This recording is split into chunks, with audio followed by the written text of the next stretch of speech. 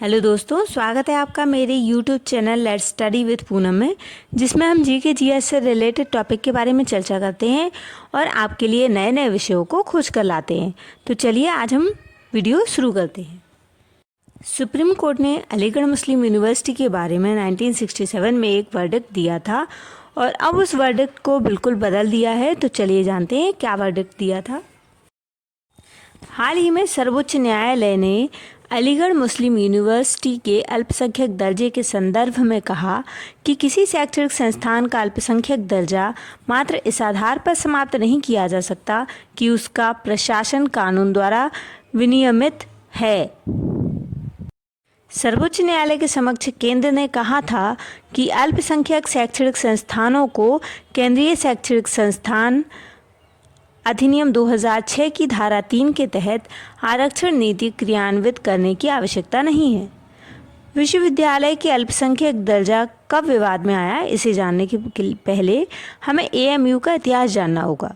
तो अलीगढ़ मुस्लिम यूनिवर्सिटी यानी एएमयू की पृष्ठभूमि वास्तव में वर्ष 1875 में सर सैयद अहमद खान द्वारा स्थापित मोहम्मदन एंग्लो ओरिएंटल कॉलेज के रूप में होती है। इसका प्रारंभिक उद्देश्य उस अवधि के दौरान भारत में मुस्लिम समुदाय के शैक्षणिक पिछड़ेपन को दूर करना था। वर्ष 1920 में संस्थान को भारतीय विधान परिषद के एक अधिनियम के माध्यम से विश्वविद्यालय का दर्जा प्राप्त हुआ। इस परिवर्तन ने एमओए कॉलेज को अलीगढ़ मुस्लिम यूनिवर्सिटी यानी एएमयू में परिवर्तित कर दिया। विश्वविद्यालय को एमओए कॉलेज की सभी संपत्ति और कार्य की विरासत भी प्राप्त हुई। एएमयू अधिनियम का आधिकारिक शीर्षक अलीगढ़ में एक शैक्षणिक और आवासीय मुस्लिम विश्वविद्यालय को शामिल करने हेतु अधिनियम था।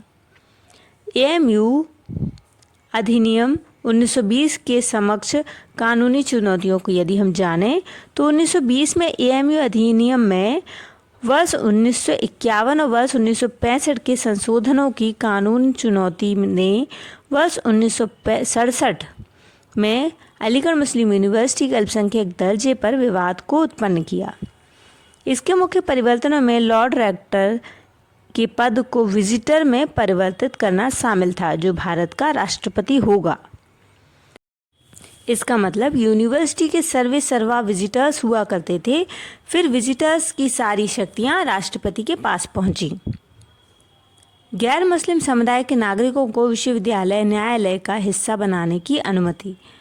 तो विश्वविद्यालय न्यायालय में सदस्यों को केवल मुसलमानों तक सीमित करने वाले प्रावधानों को हटा दिया गया, जिससे गैर मुसलमानों को भाग लेने की अनुमति मिल गई। इसके अतिरिक्त इन संस्थानों ने कार्यकारी परिषद की शक्तियों को बढ़ाते हुए विश्वविद्यालय न्यायालय के अधिकार को खत्म कर दिया, जिससे न्यायालय अनिवार्य रूप से विजिटर्स द्वारा नियुक्त निकाय बनकर रह गया।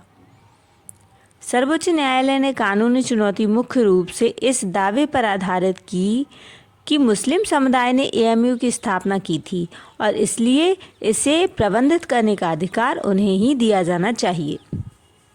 सर्वोच्च न्यायालय के निर्णय को जानते हैं कि 1967 में सर्वोच्च न्यायालय ने माना कि मुस्लिम समुदाय द्वारा वर्ष 1920 में एक विश्वविद्यालय की स्थापना की पहल की गई, किंतु इससे यह सुनिश्चित नहीं होता कि भारत सरकार द्वारा इसकी डिग्री की आधिकारिक मान्यता की गारंटी दी जाएगी।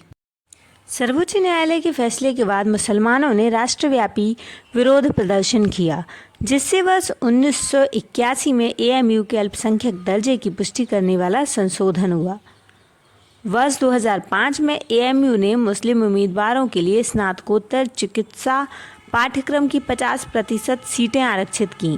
हालांकि इलाहाबाद उच्च न्यायालय ने 1981 के अधिनियम को रद्द करते हुए इस आरक्षण को पलट दिया।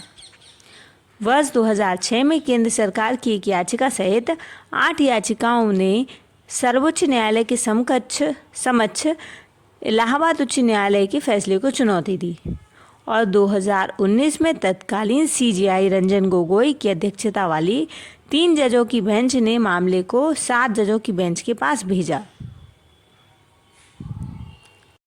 चल रहे मामले में सर्वोच्च न्यायालय की एएमयू मामले में दी गई टिप्पणियों को जानेंगे कि कानून द्वारा विनियमित होने पर अल्पसंख्यक दर्जा नहीं खोएगा। यानी अदालत ने इस बात पर प्रकाश डाला कि कानून द्वारा विनियमन किसी संस्था की अल्पसंख्यक स्थिति को कम नहीं करता। इस बात पर जोर देते हुए कि संविधान का अनुच्छेद 30 अल्पसंख्यक समुदाय द्वारा विशेष प्रशासन को अनिवार्य नहीं करता है।